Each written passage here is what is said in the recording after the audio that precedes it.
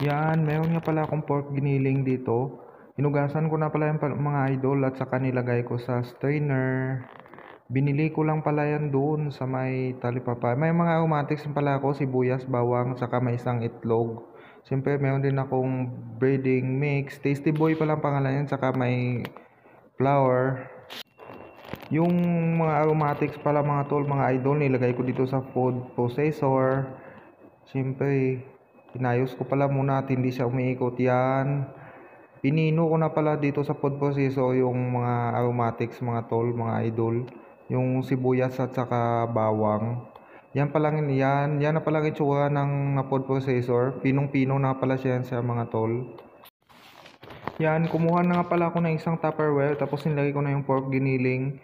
Tapos yung aromatics natin sibuyas sa bawang na pinod processor ko, nilagay ko na dyan, pinag-isa ko lang, biniakan ko na yun pala ng isang itlog dyan sa by mekos namin insan yan.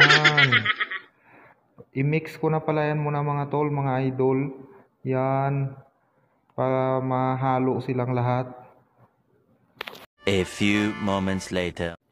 Yan, lagyan ko na pala ng paminta mga tol, mga idol, at saka yan, Tasty Boy breading mix. Yan, binuksan ko na rin pala yan.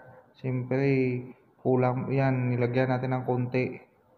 Templado na nga pala yung mga tol, mga idol. No, hindi na natin kailangan mag-asin.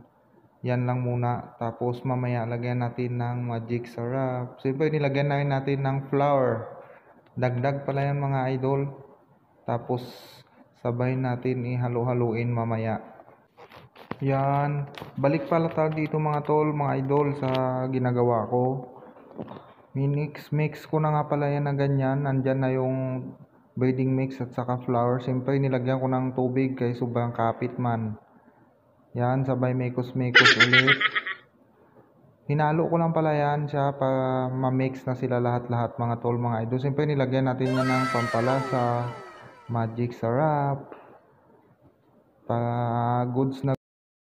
A few inches later.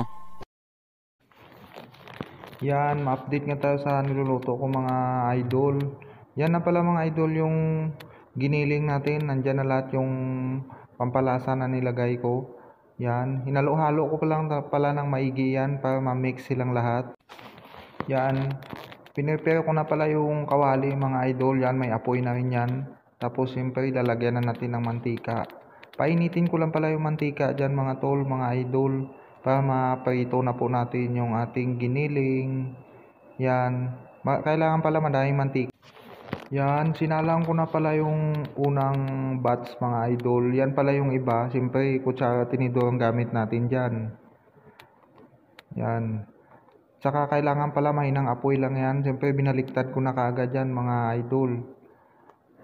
Para hindi kaagad masunog, dapat mahina lang siya.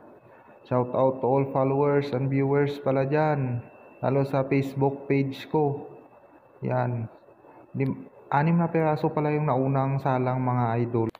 Yan. Nagsalang na pala ako ng second batch mga idol. Medyo madami-dami pala nilagay ko kasi para isang lutuan. Siyempre naahon na natin yung unang sinalang natin kanina. Nag-prepare lang pala ako dyan ng Tupperware at saka nilagyan ko ng tissue mga idol para yung mantika niya papunta sa tissue. Eventually. Yan, ito na nga pala yung niluto natin lahat mga tol, mga idol. Bali nilagay ko na lahat yan sa lagayan. Ulam na pala namin to ngayong tanghali at saka mamayang gabi. So hanggang dito na lang. Thank you for watching and God bless you all. Bye-bye. Yeah.